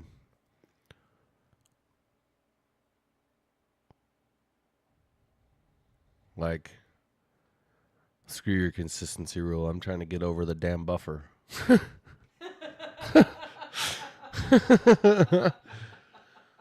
Like, because here's the thing, right? If you want to trade on an account on a funded and take a good payout out of it, wouldn't it make sense to have like room left after your payout? Right? So if I'm trading on a 50K and I want to take out 2K, I'm going to want to have like 54K, right? At least 4.45. So at that point, to not be within that consistency goal would be pretty tough. Because by the time you're at $4,000 in profit, you know, your consistency rule is pretty high at that point. So, I mean, $1,000 day, once you're at 4K though, it doesn't matter. And so, especially like on Apexes, you know, you got to be 500 or 600 above, or sorry, $100 above your trailing drawdown in profit, right? Plus, if you wanted to take out the extra 1,500, you would need another 1,500 in there. So, and honestly, I used to not like that about Apex, but now I really like it because, yeah, it's a little tougher to get there because you got to make more. But like, dude, I'd rather still have the account after the payout and still have 2,000, you know, at least $2,000 in drawdown left. So it kind of makes sense. But by the time you get to, let's see, let's just say you're at 45. What is it, 30% or is it 40%? I can't remember. See, when you're by the time you're at 4,500 balance, your biggest day can't be more than 1,350, which is like quite a bit. Like I'm not gonna have that big of a day, you know. So I try to just remove the consistency rule thing from my head because then it makes me like think I shouldn't have good days, you know? Like, well, consistency rule, so limit yourself. I think I'm still trying to have like an $800-900 day. That sounds fun. So I don't know. And maybe that's, you know, just a personal thing, but I personally would rather, like, dude, I'd rather just get where I need to be and not worry about that. You know, if the day comes where I go to take the payout and it says, "Oh, you need to make some more," I mean, that's fine. You just got to make some more, and then it just gives you more buffer for after your payout. So, whatever. But as long as I'm sitting here going 30%, 30%, I'm like, it just doesn't make me execute the way I want to. So,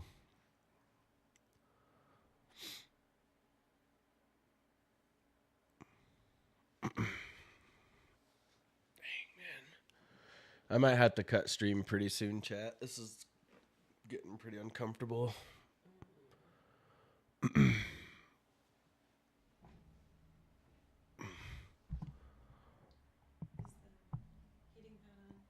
Yeah. Why are you more mad now? Dude, screw it. Honestly, screw it. I'd rather just watch the rest of this day play out and just hope that PA is better now after this is, you know. I don't want to sit here and be pissed off about it anymore. It's not, it doesn't make this fun. What? Keep getting booted or something. It's weird. But, like, do I also wish that I would have tried to take that? Yeah, kind of. But it's cool. What?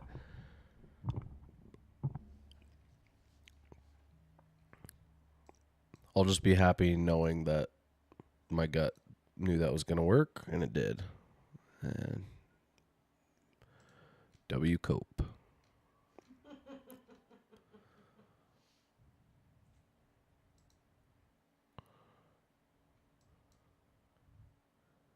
And, like, I'm not gonna lie, higher time frame. Holy wick, bro. Dude. This is a 213 point wick on the 4 hour, bro. We're never gonna be able to short again. What the hell? Dude, nah, that's crazy work. Like, this better come back down. Like, this better start dumping and come inverse this 4 hour like I wanted. The heck is this? You know what, Chad? I bet at the macro, this is just gonna frickin'.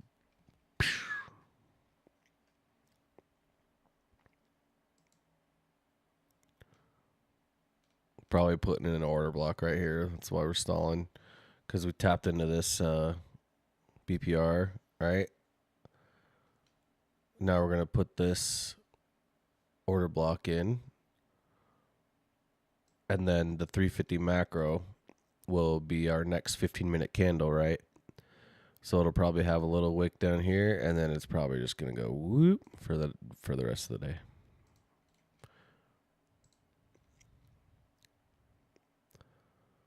So that's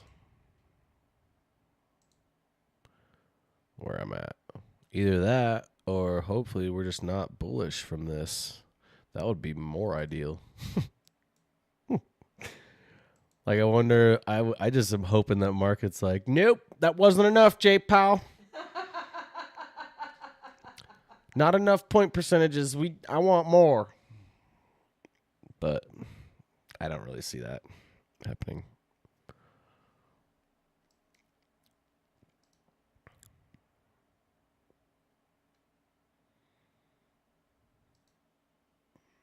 The inverse is 30-minute like crazy, but we can't get above this.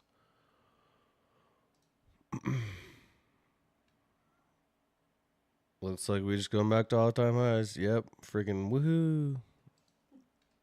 Yeah, let's do that. Look at this wick.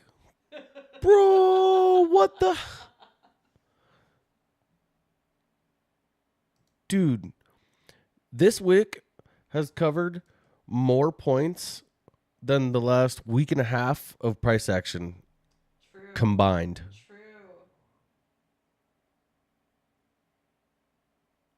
Like just this wick alone has covered more ground than the last 2 weeks.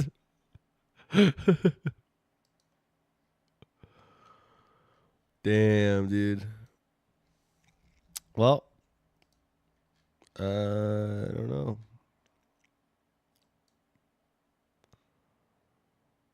Just delete this, delete this.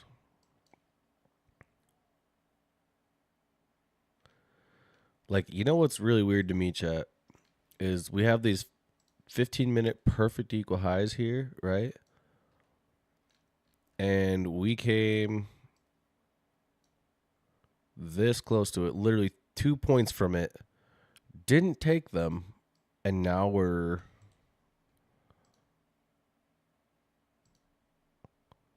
50 points down, 55 points down.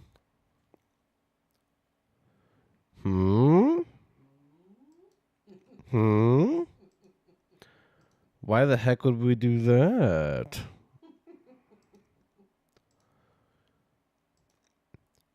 Bear emoji question mark?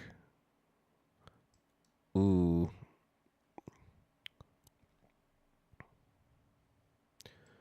I'm going to mark out this 30-minute BPR long term, actually. Right here. I'm going to extend this to the right.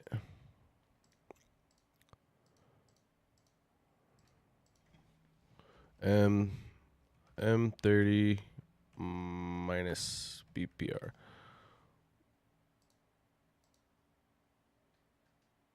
That looks like just not what I'm trying to do. Let me do this again. BPR minus.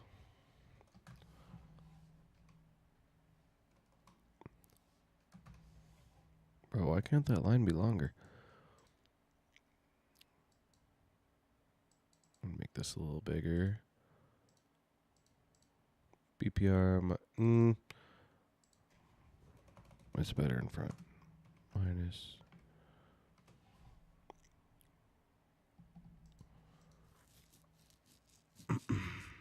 So I'm going to delete that and just keep this 30-minute BPR on here instead. Okay, I like this. This is making me way happier than us just pumping right now. Straight up.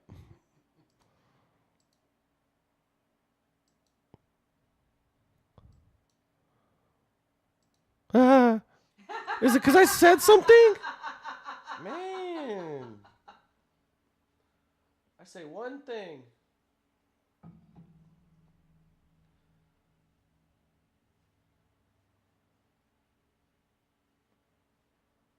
You know what? All right, I'm officially just going to close out my browser because you know what? I made it this far. And if I were to give in and press the button now, I'd be mad if it didn't go well. And that's just reality.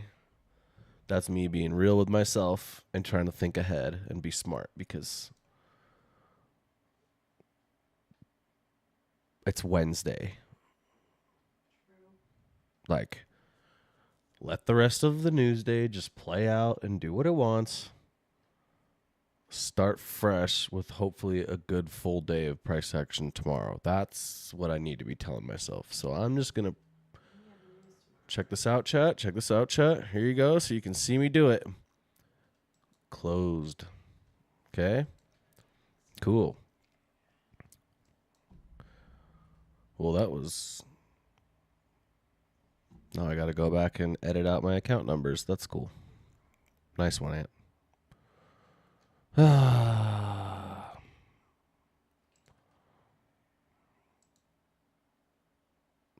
We did inverse this little tiny 5-minute. But yeah, we have unemployment claims tomorrow. So yeah, I think we're gonna call it there because I'm just hovering, thinking that I'm gonna find something to take and I need to just get over it. Call it a day and enjoy the day instead. So thanks for joining. We are gonna have a charting session later. I didn't want to do it last night because we were like, dude, FOMC is gonna shatter everything. Like all the charting we do last night or today is gonna get shattered by FOMC tomorrow. That was our thought process. So we'll just let this play out, and then we'll do a charting session later. So yeah.